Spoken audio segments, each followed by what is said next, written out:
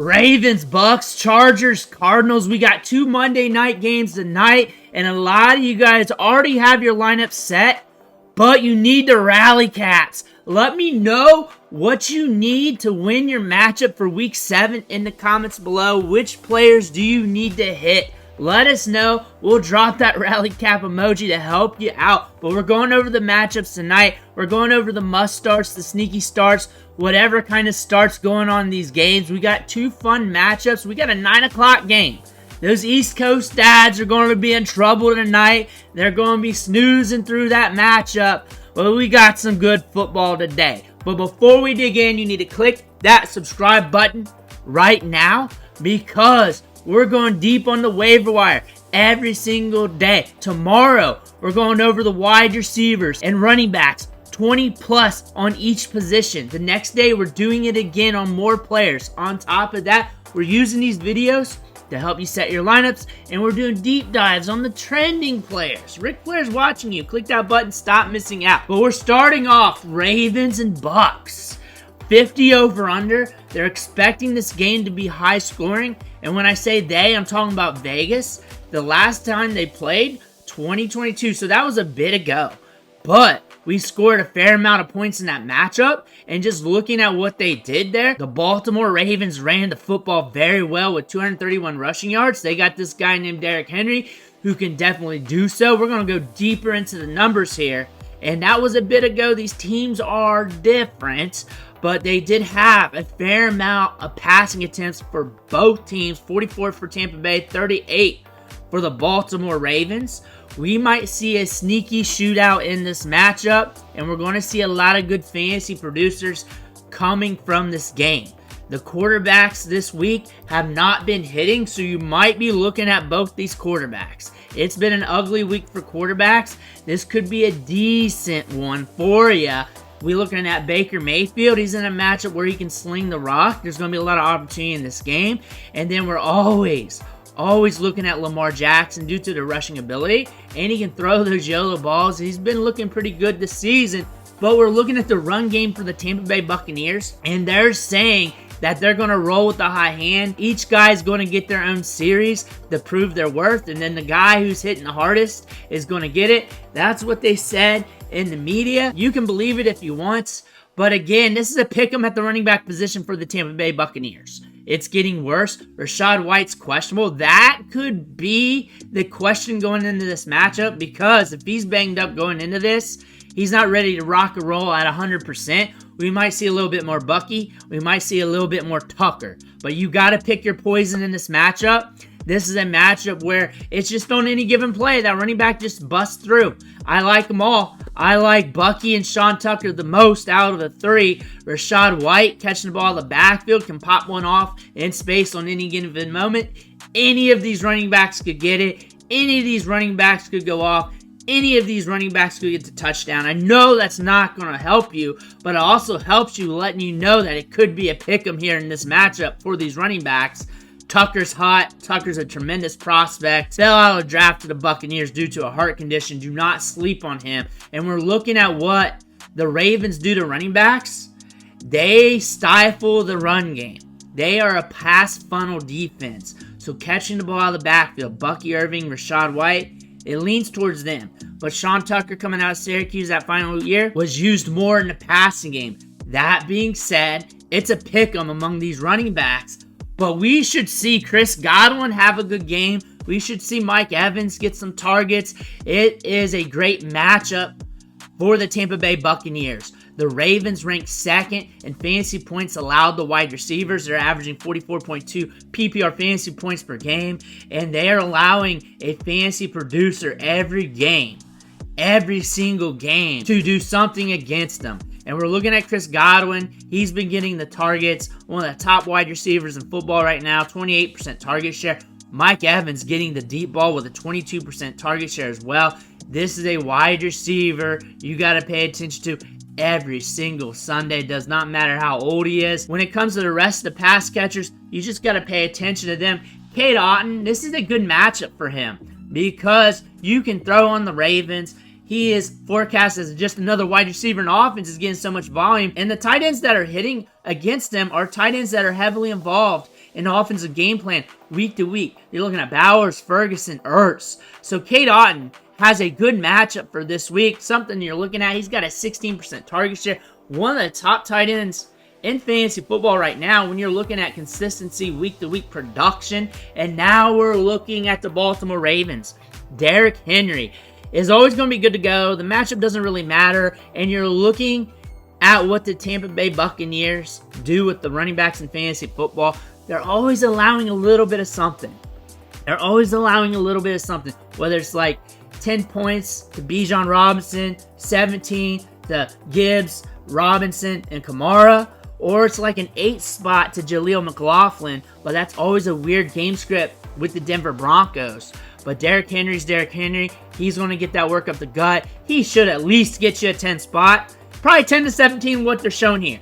Probably 10 to 17, but he has that game-breaking speed, and he can always score a touchdown because that is what Derrick Henry does. But looking at Justice Hill, this is a good matchup for him because this game script could break. It could be a high-scoring one. Vegas is saying that could be, and he could be used more in the pass game. When you think about Justice Hill for fantasy football, he's a gamble.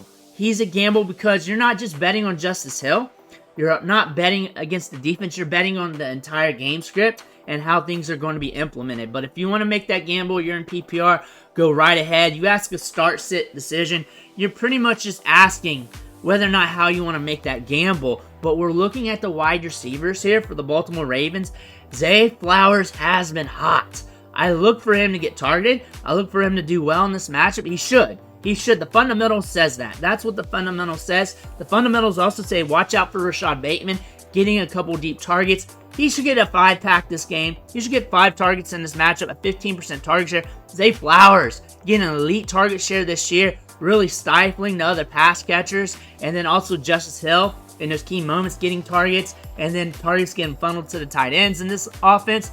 That being said, Rashod Bateman gets a good average depth of target, 13.5. And with those deep targets, that could allow him to splash on you on any given week. And this is a good matchup if you're hurting at wide receiver and you need to make a bet. And then on top of that, if you're looking at all the other ancillary wide receivers in the offense, games like this, where you got a high over-under, where things could break, anything could happen. And you're looking at the wide receivers who cashed on the Tampa Bay Buccaneers: Bub Means, London, Campbell, Sutton, Amon-Ra. So usually the steady guy hits, but you'll see some ancillary guys and some weird game scripts go off as well. Pay attention to the Ravens wide receivers. When it comes to the tight ends for the Baltimore Ravens, it's good luck. It's good luck. Is it going to be a likely game? Is it going to be Andrew's game? Is Charlie Kohler going to show up? I don't know. It's kind of a pick-em here, and then you're praying for the best. Tight ends don't really hit too well. This is a good matchup for a tight end to do something. That being said, if you pick one, it's a gamble. You know it's a gamble. It's not a must start. It's kind of like a gamble start type of deal. But 90% of the tight ends that you're usually starting are gamble starts anyways. So you just got to pick one and roll with it and just hope the game script does well. Tampa Bay does well against tight ends. Goddard and Kyle Pitts are the only tight ends that's hit against them in fantasy football. That is also something to note. But again, anything can happen on any series, and the game script looks like it could blow wide open in this matchup. Now we're looking at the Chargers and the Arizona Cardinals here. We got a 44 over-under, and these teams don't play each other a lot. It's been since 2022. So really, we're looking at fresh stats here. And on top of that, the last time they had an over-under, it was set at 49. They were expecting it to be high scoring. It was 25-24. So this could be another high scoring affair. This one could break wide open. It could be a little bit slower as well because you got the Chargers, you got Harbaugh, a slower paced offense. The Chargers are banged up at wide receiver and tight end. That being said, this could be a methodical game, something to pay attention to. So Herbert may not be rocking many pass attempts in this matchup. They might be trying to run it. They might be trying to slow things down due to the injuries in the offense.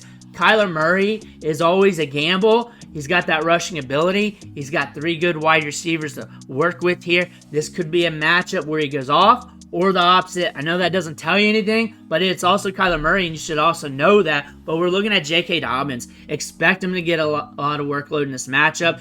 Expect him to be okay for fantasy football. He's going to get the volume. He's going up against a team that's about league average when it comes to allowing fantasy points to running backs. They usually allow 10 or more PPR fantasy points to the running back they're going up against. They allow 21 points to David Montgomery and 10 points to Jordan Mason, usually 10 to 12. They allowed 20 to Jeremy McNichols. The Commanders were running on him quite well, but 10, 12, 13 is usually about the average here. So you should expect something like that from J.K. Dobbins. You could get more if he crosses the end zone, gets a little extra work in the passing game, something like that. But expect him to get some carries, get some upside. If you're looking at somebody like Kimani Vidal, Hassan Haskins, you're looking at carries, you're looking at getting lucky here with a touchdown, and maybe that could happen. Maybe the volume could shake your way. And now we're looking at the wide receivers.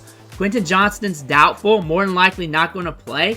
McConkey's questionable, might play. He's about 50-50 going into this. If he's in, you're probably looking at starting him. Josh Palmer's another guy you're looking at starting, especially if both those wide receivers are out. He's got a rapport with Justin Herbert. He should soak up the target share. He has been valuable in fantasy for short spurts over his career, so he could be a guy to look at for you, especially if you're hurting at wide receiver.